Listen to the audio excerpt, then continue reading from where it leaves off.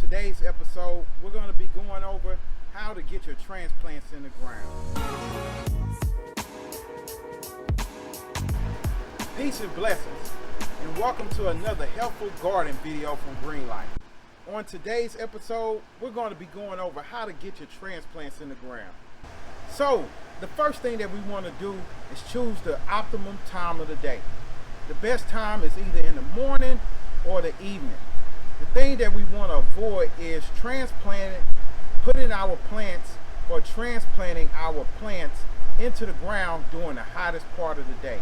Typically that's between 1 and 4 o'clock. The reason being is because these plants are new to this environment. And if we put them in an environment at the hottest part of the day, it can stress them out and cause them to have trouble from the beginning. We're transplanting cauliflower today. So these plants are going to grow on average of about 1.5 to 2 feet in diameter. So we want to make sure we have them at least 1 foot apart. So you can use a tape measure or a ruler to make sure that on center that there's 1 foot of space in between each plant. Another thing that I do as far as maximizing my space is in between rows, I plant diagonally to maximize my space. So if you can see here, I have a row of 3, then I have a row of 2. The row of 2 are in between the row of 3, which gives me 1 foot of space from this plant to this plant, and from this one to this one, and from here to this plant, and so on for the rest of the bed. So once we have our layout, then the next thing we're going to do is put our transplants in the ground. So the first thing I do is move the transplant out the way. I dig a hole, making sure that my hole is deep enough, wide enough.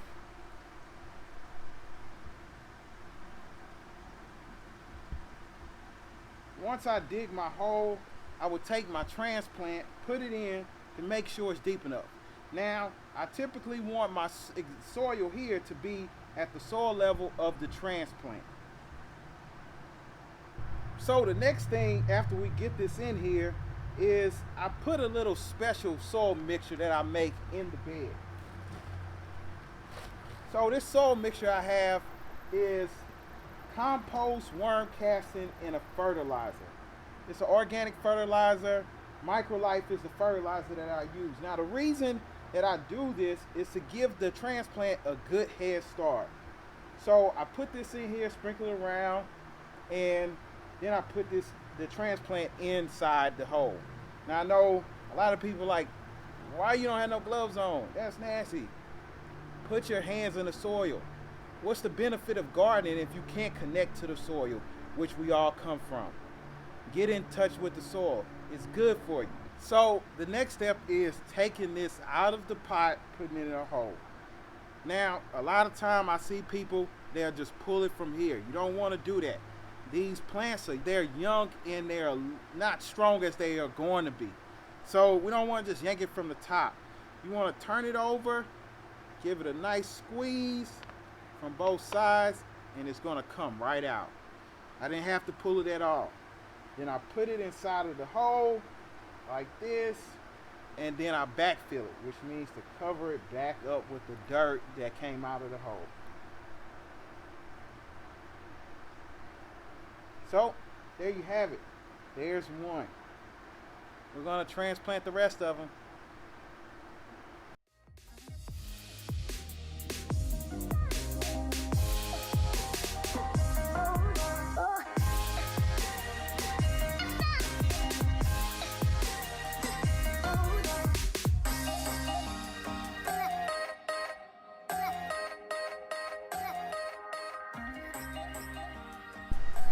So the next thing that we want to do is we want to water our transplants. We want to make sure that we do an even water. We water all over.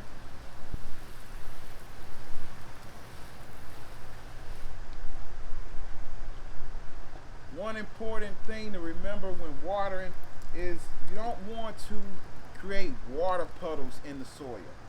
You want to make sure that the water is having time to drain down into the soil. So will turn it off, let it drain down into the soil, and then I'll start watering again. Another important thing too is the type of watering device that you use for your transplants. If you use a standard garden water hose, it could really displace your soil, like wash it away. So I use this water wand. It has a nice shower head. The more holes in your shower head, the better. It softens up the water as it come out, so it won't damage the plants. It won't puddle up the soil or wash away the soil.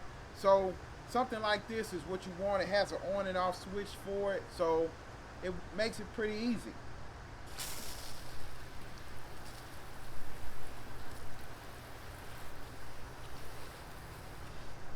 Well, I hope that helped you to get your vegetable transplants in the ground. Remember, the most important thing is your soil. Soil maintenance is the most important thing. Remember, constantly add nutrients to your soil. So, with that, I'm going to get back to putting these transplants in the ground. If you can, hit the like and subscribe button. And remember, success starts with a successful attitude. Peace.